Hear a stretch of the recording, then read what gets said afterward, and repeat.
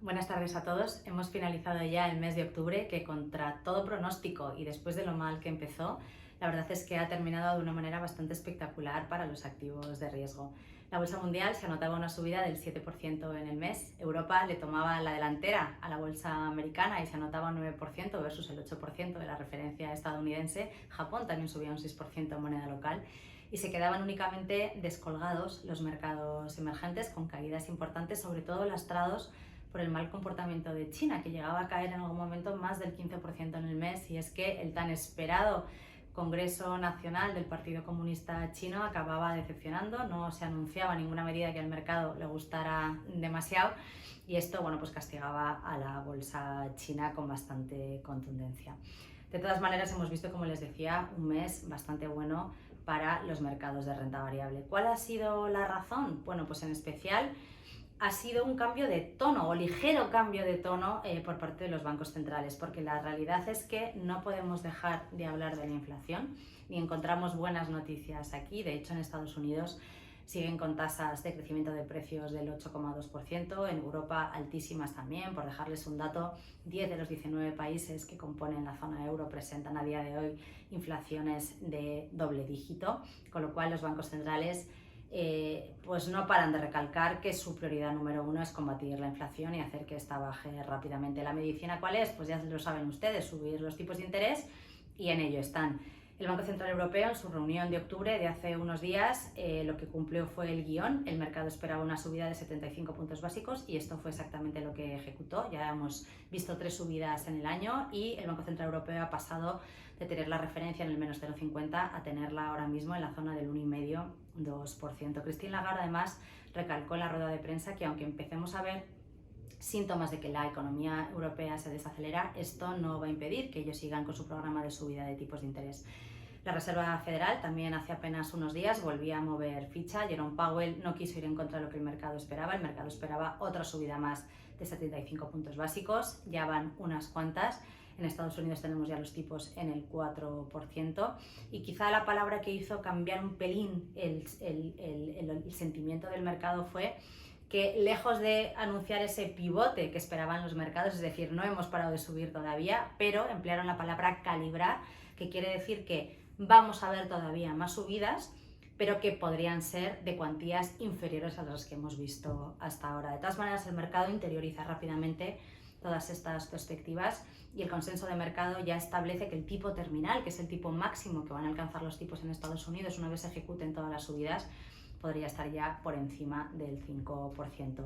Vimos movimiento bastante importante en los bonos de gobierno previo a las reuniones de los bancos centrales. De hecho, la referencia a 10 años americana llegó a situarse en el 4,35, el Bund alemán llegó a tocar la zona del 2,5%. Lo que hemos visto en esta última parte del año ha sido una cierta relajación en las tires de los bonos de gobierno, que se han alejado un pelín de esos máximos. Lógicamente, cuando se calman los bonos gubernamentales, pues también se calman los bonos privados. Después de unos primeros 9 meses con bastante volatilidad, hemos visto una cierta relajación de los spreads de crédito y en general ha sido un mejor mes también para la renta fija privada. También hemos visto una cierta calma en los mercados de divisas después del movimiento tremendo que vimos durante el mes de septiembre.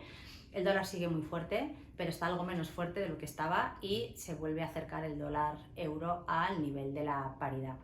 Quizá lo que siga llamando la atención es la enorme dispersión que tenemos a nivel sectorial y a nivel de estilos de inversión, y volvemos ahora mismo a la renta variable.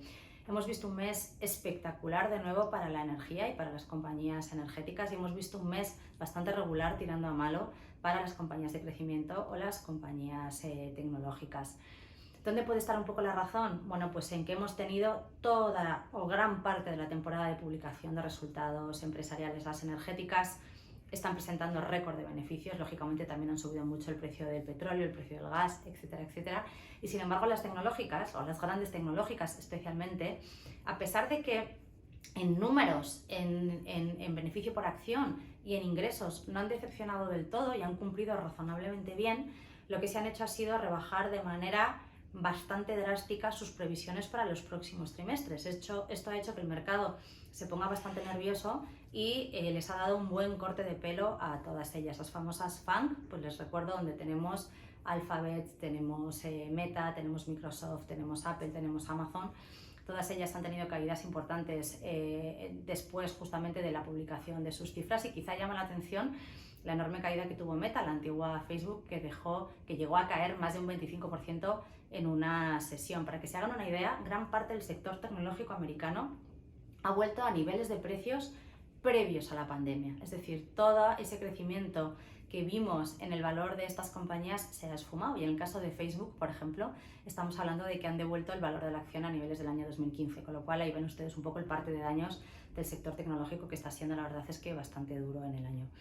Pasando ahora a nuestros fondos y carteras, no hemos hecho grandes cambios, seguimos manteniendo una ligera sobreponderación en renta variable. Hemos aprovechado las caídas de principios del mes para retocar nuestras coberturas, quitarnos un poquito de esa cobertura, lo cual nos ha permitido recuperar con algo más de fuerza en la última parte del año.